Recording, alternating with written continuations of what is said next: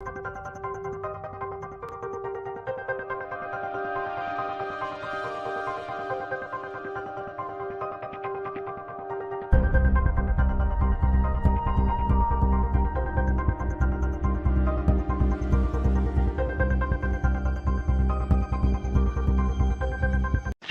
of the night, what music they make. They're all gonna laugh at you! They're coming to get you, Barbara. What's that? I'm not gonna hurt you. I'm just gonna bash you a bit.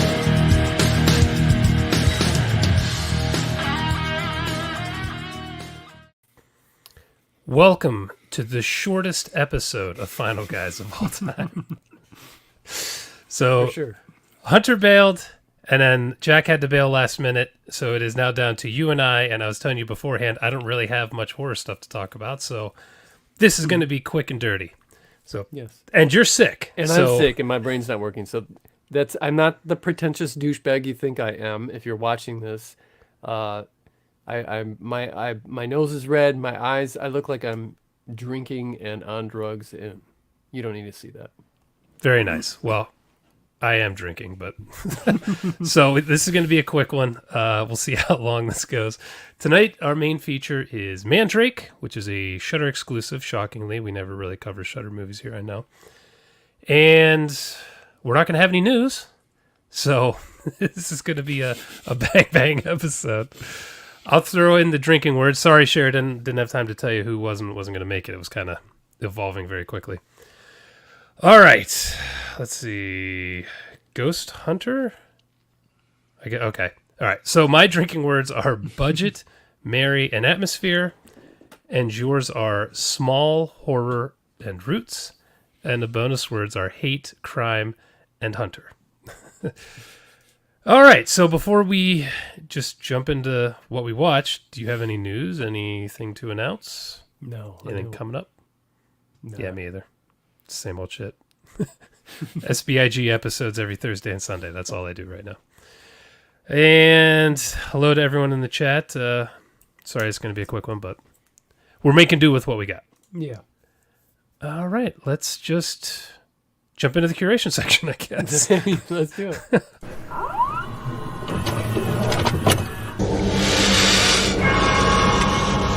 We have such sights to show you. What did you watch? I watched a movie on what was the first one I watched was on Shudder. It might even be on Tubi. I don't know. It's called Identikit. It's also known as The Driver's Seat, but on Shudder it's listed as Identikit, and it's an Elizabeth Taylor movie. I don't know that I've ever seen a full movie with her in it before. I don't know that I have either, actually, now that you say that. Yeah, well, she's really good in this movie. This is something that's not for everyone. It's like art house, avant-garde kind of thing. Very heavy psychological. Like, this is the definition of psychological horror. Okay. It's not like trippy or anything. It's just like you're really not sure what's going on. You're following. Oh my goodness, you're following Elizabeth Taylor, who is this just kind of snobby, abrasive woman who is looking for someone. Like you don't. She seems like she's like cruising. Like she's looking to get laid or looking to find some kind of man for something. And you're not sure why. For most of the movie, you don't really know exactly what's going on. But like I said, the performance that she gives, the character that she plays, she does it really well.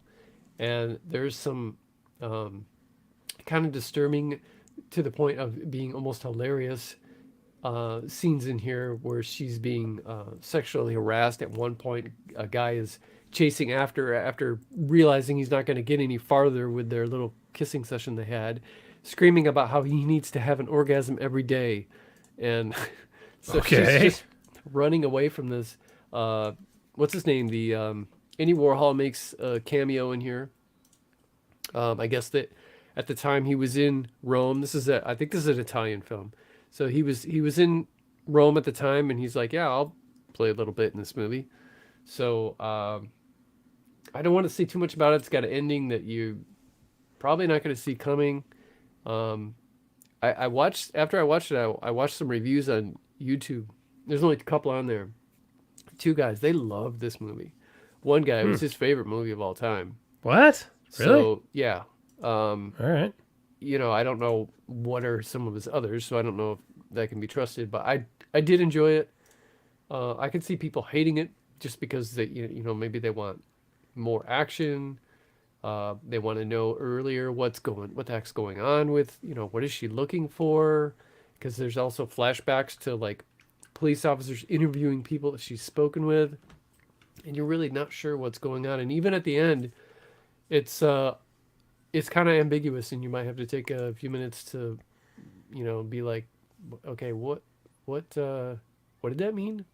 So, but I mean, I recommend it, you know, for somebody who does like art house kind of like unique psychological horror. Then yeah, it's worth a watch on Shudder. I've never heard of this. And I can see why they changed the title from Identikit to The Driver's Seat. Yeah. Identikit that's not good. Interesting. You know, once you said that about Elizabeth Taylor, I'm not sure I've seen one of her movies in its entirety. That's weird, isn't it? Because everybody knows. Yeah, I mean, you know, Yeah. you glance at her, you know who it is. You know that she's been married 10 times and that she, at least at one point, was beautiful. I thought she was in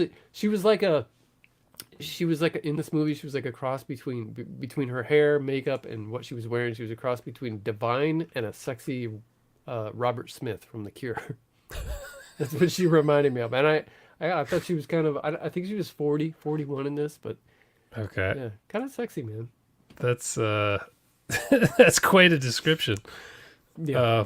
All right. I actually tried to carve out a little more time to watch stuff this week, and unfortunately I chose poorly because what I spent most of my time watching turned out to not be horror, even though I thought it was going to be. Didn't that happen with you last week too? Yeah, I don't know if I'm just getting senile or I'm too tired to pick shit that's actually horror, but it's happening too much. So I watched The Watcher on Netflix. I'm actually trying to watch a few things on Netflix because I'm going to cancel it finally. And of course I saw this, and I knew this story from it's a true story based on true story, I should say. Yeah. Oh, you know this one?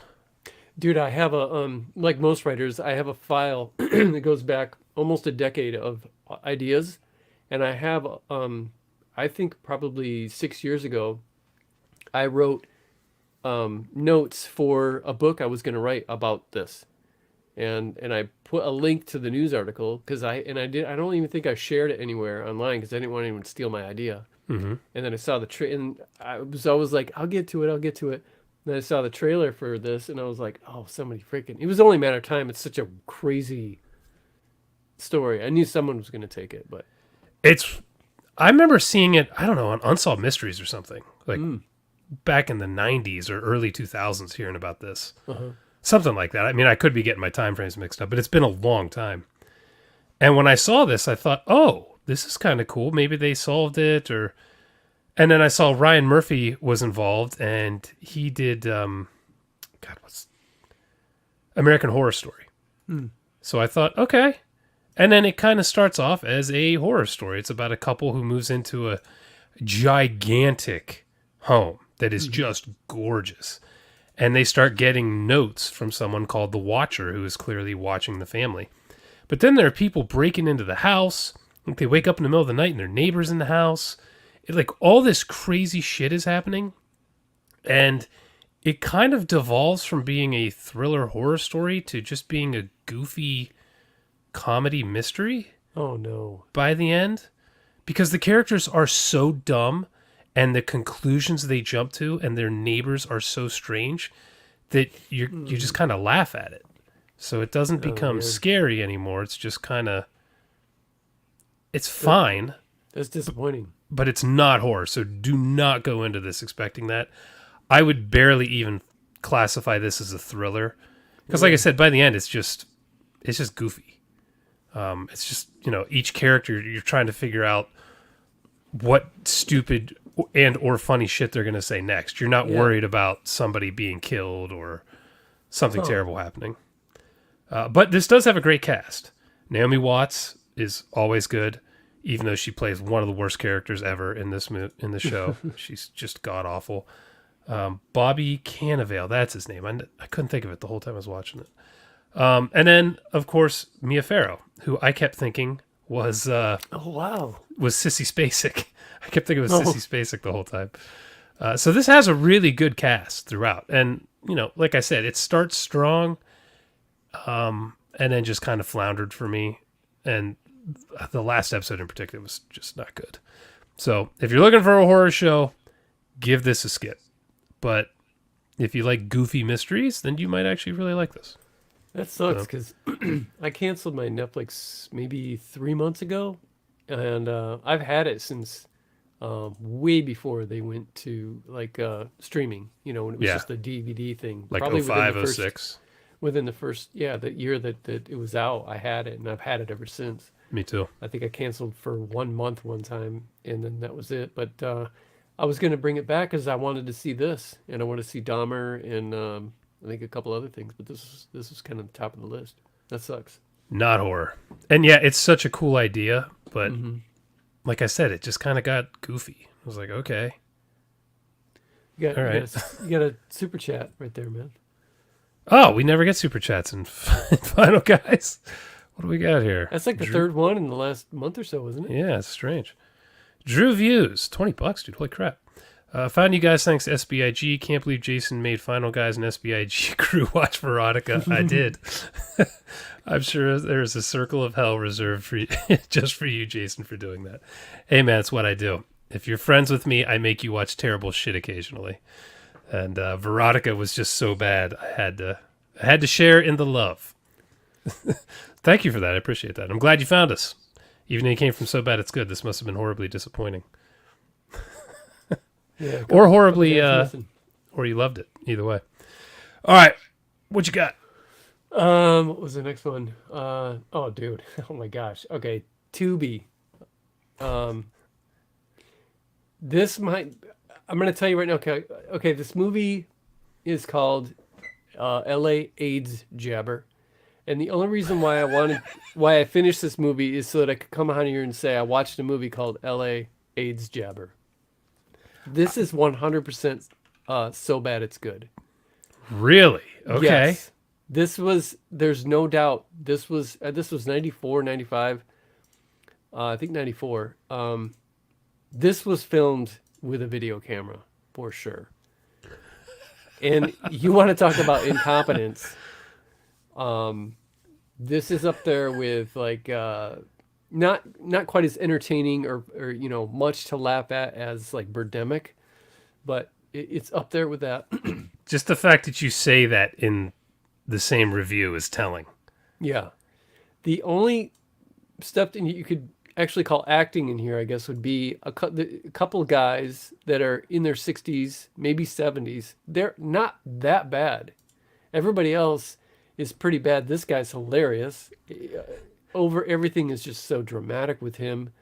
Every wall in every house or doctor's office or whatever is the exact same color. So I don't know if it's the hue from the 90s camera or if it's the same. It's the same building. I have no idea. Wow, this looks insane. This guy, he sleeps with, I think it's that chick. Yeah, another thing. Nobody has beds. They just got mattresses laying on the floor. So, like this cop, she works for the LAPD.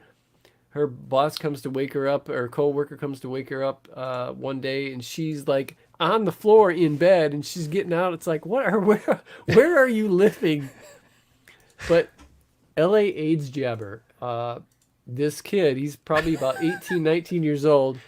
He's supposed to be some kind of ladies' man. He ends up getting AIDS from this girl he's sleeping with. Goes to the doctor and finds out that he has AIDS. And all of a sudden he's pissed at the world and this isn't fair. I've got AIDS. And so he decides to start filling syringes full of blood and going out and pricking people with the needles and injecting his blood into them to give them AIDS. Jesus Christ. Okay. There's some stuff in here that is so hilarious. Some of the acting is maybe the worst I've ever seen, where it's legit, you can tell this person is 100% reading from something in front of them. Yeah, some of the sets, the dialogue is god awful and hilarious. It's it's not as classified. It's in kind of a different category for some of the stuff that you label so bad it's good on your YouTube channel. But it still is in there. I'm really sick. Watched it by myself and I was still laughing. Oftentimes, unless somebody's with me, I'm not laughing. Yeah, with a bad movie, it's hard to enjoy it by yourself. Yeah, but I was, man. Wow. And I kept thinking about you.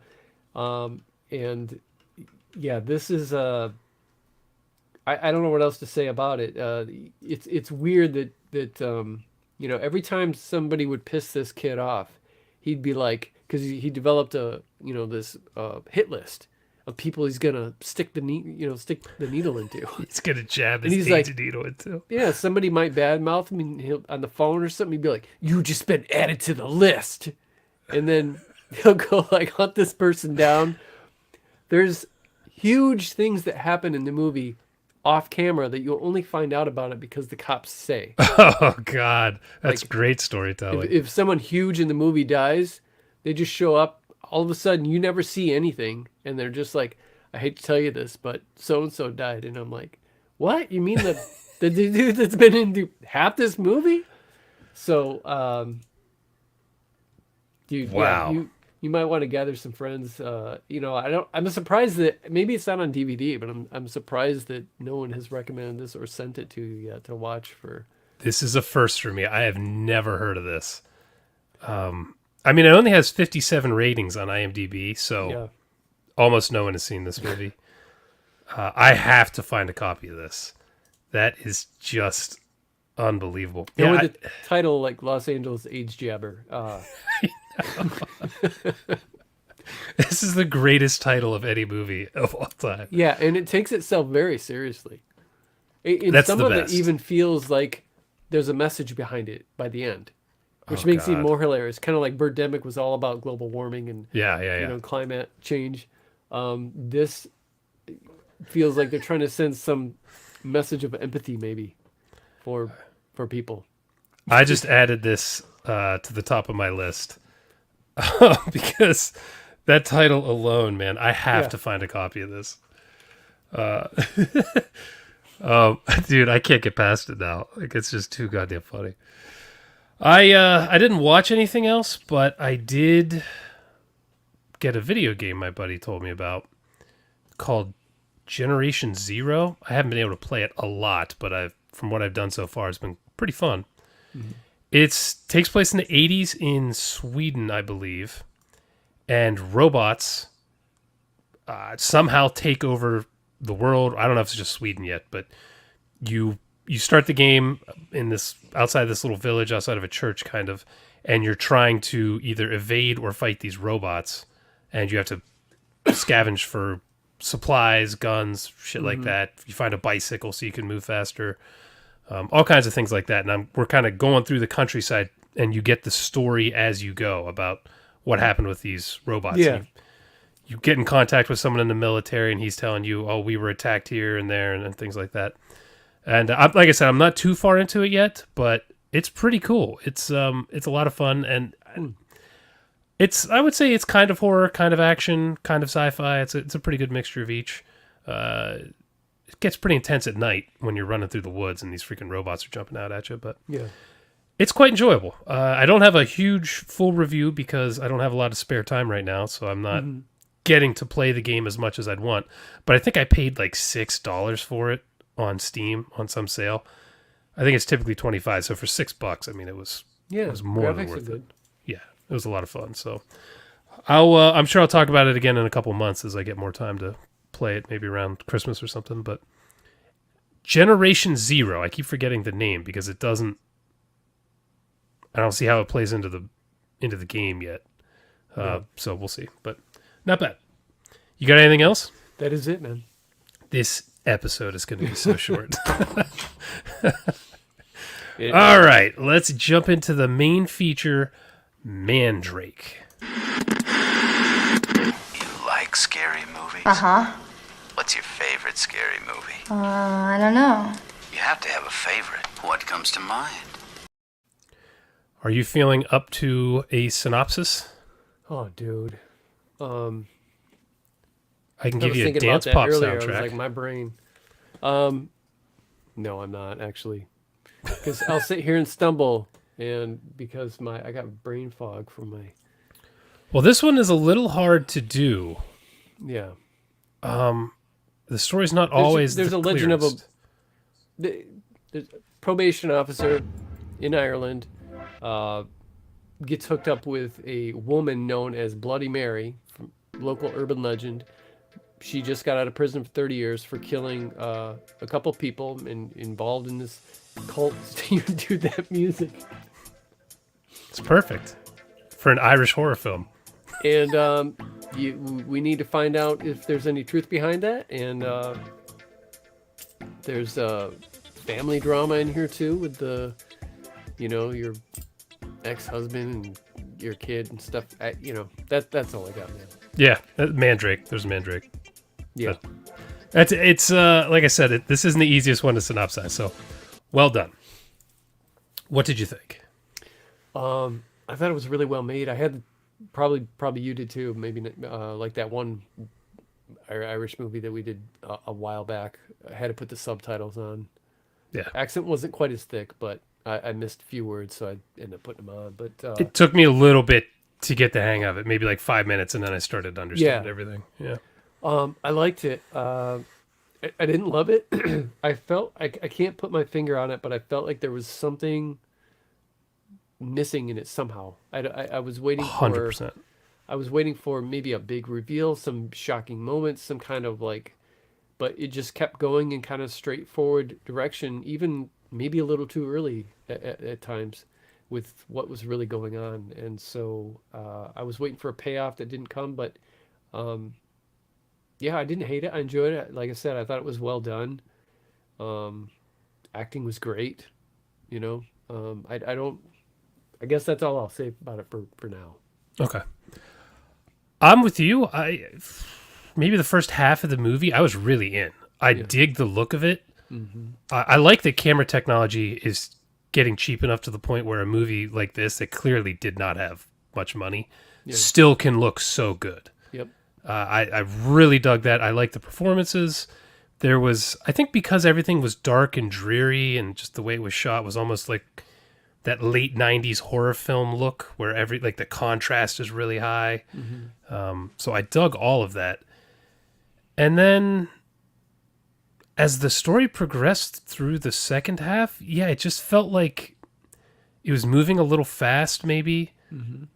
We were getting from like scene to scene, even shot to shot, and it was like I felt like there was stuff missing. Yeah. And then the end, I was just like, that's it?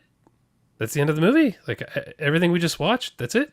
Right. So first half I was all in, and then it never became like a bomb where I hated it or anything, or I actively disliked it, but it just declined into the ending, and it just left me kind of like, all right. Yeah.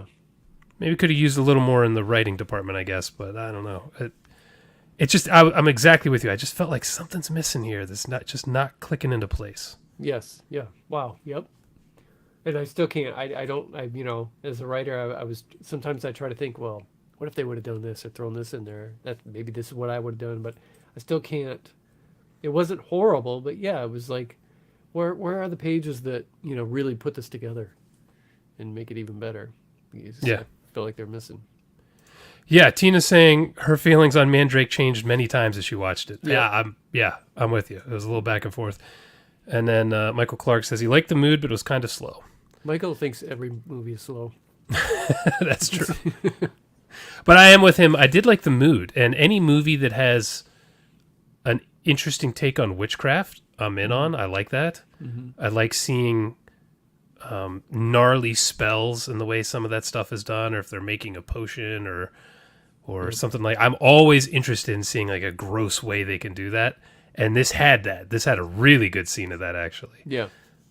So it's just where maybe I wanted it to ramp towards the end, and I guess maybe violence-wise it does, but story-wise I feel like it didn't. Like I don't feel like the story progressed through the end.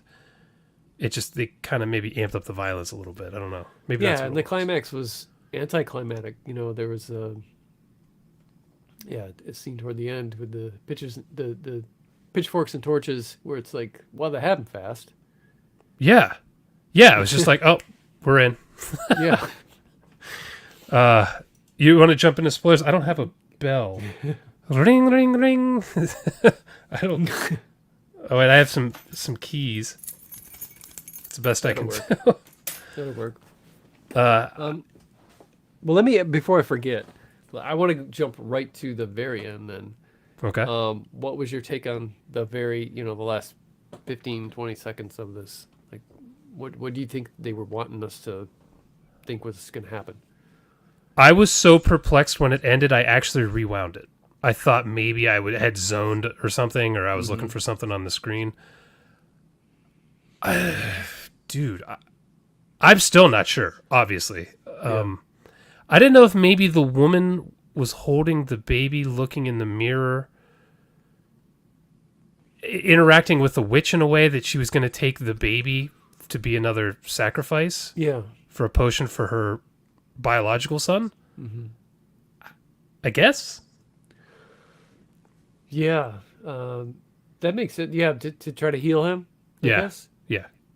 Yeah, and she was, there were some parallels. They were both standing in front of a fire. I don't know exactly what what that girl drank. That she puked up all those marbles and black ink or whatever when she got up that morning. And It had children's blood in it. That's what was in the jar that she broke. yeah, And then it had something from the Mandrake, whatever the hell was in it. yeah, Yeah, beyond that, I don't know. yeah. I couldn't tell if this was like she was gonna steal this woman's baby. For a minute, I thought she was just gonna turn into the witch, and it's her doing some kind of like shape-shifting thing, 'cause she's a witch and she's got this kid and she's gonna bolt.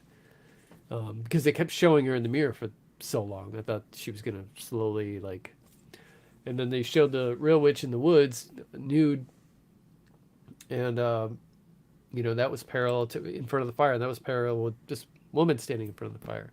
But I think that you're right, because they showed the boy breathing and her looking at her son. I think that she was, whether it's because the witch is doing some kind of, clearly was doing a ritual at that same time. Yeah. I don't know if that was influencing her because she did have an influence. She made that guy kind of smoke a cigarette. He didn't strike me as somebody who would fall for any BS, but yet he took that smoke and or joint or whatever it was. I assumed it was a cigarette. And I think the girl did something too that was out of character for her, and so she had some kind of influence on people. She made the cop think she was his wife before Yeah, she cut did his that throat. too, yeah. And then she got the one guy to kill himself. Yes. Who was that guy? He was one of the OGs from the cult 30 years ago. Okay. He had sex with her and the wandering man or whatever. Okay. Had like a menage a trois or something, I guess. Or Okay, that's who I thought he was, but he wasn't in the movie enough, I thought. Like he just kind of shows up and it's supposed to have this big effect, and I was just like, who the hell's this guy again? yeah. So it was like, I think it was stuff like that needed fleshed out more. Normally I don't want a horror movie to be longer, but this one I felt like could have used another 10 minutes of filling in some gaps. Probably, yeah.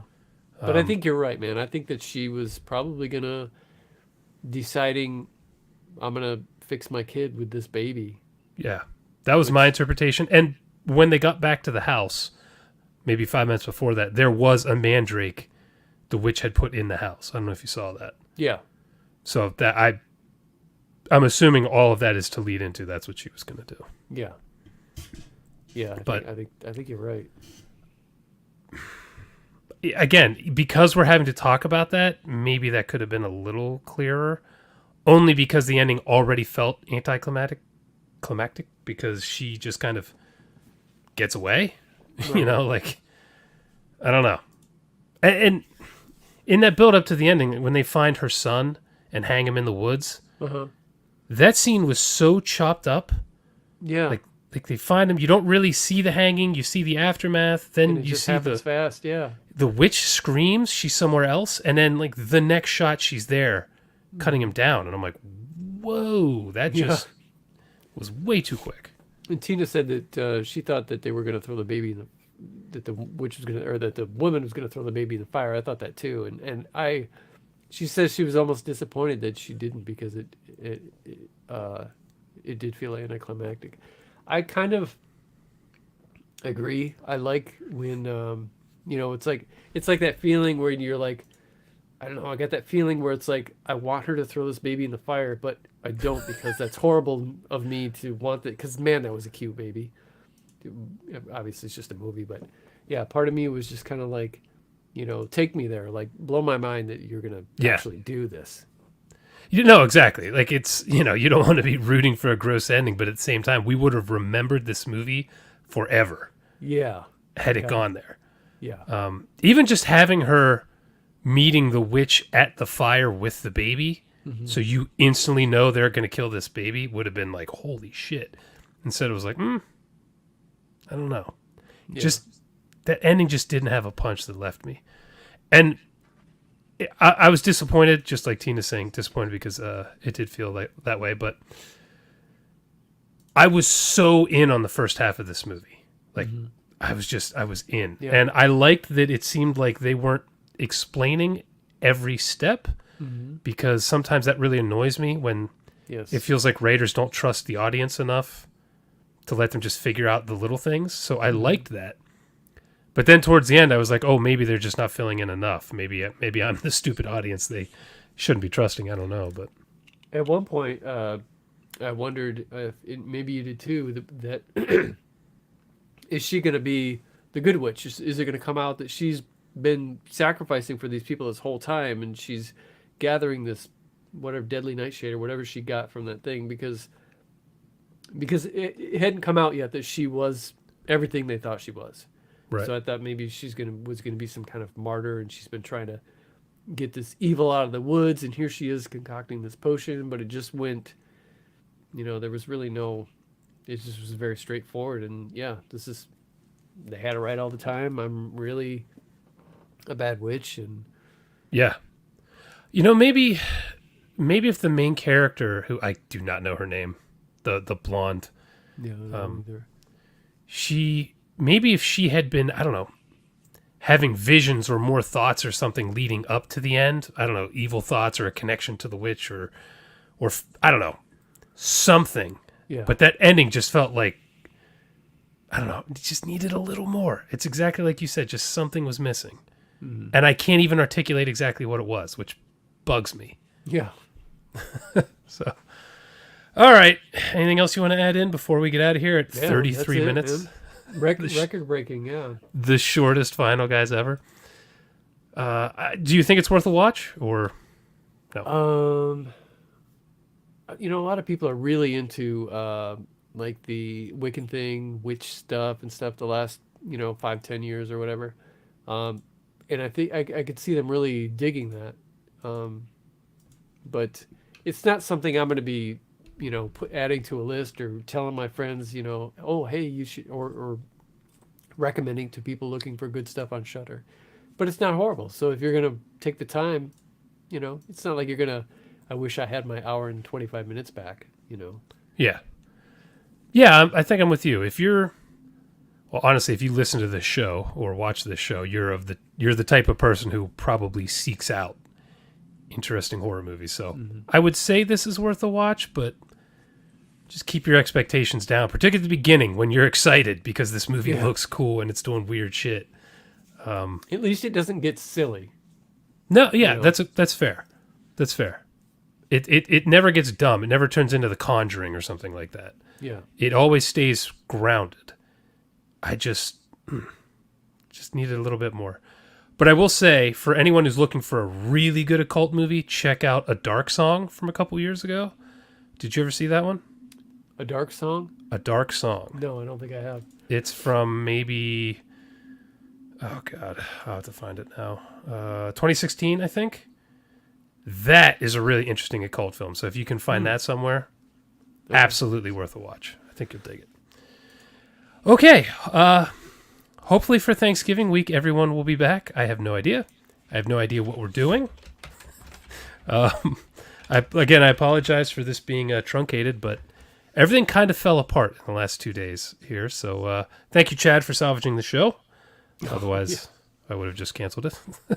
You should announce your you do have a big kind of a bigger episode, like interview episode coming up on, is it December 6th or something like that? With it's posted on YouTube. Yeah, Josh Rubin, the director and writer of Scare Me and Werewolves Within, will be on Final Guys. Hopefully. We're scheduled pretty far out, so we'll see what happens, but he will be on December 6th live at 8 p.m. hopefully. So that'll be fun.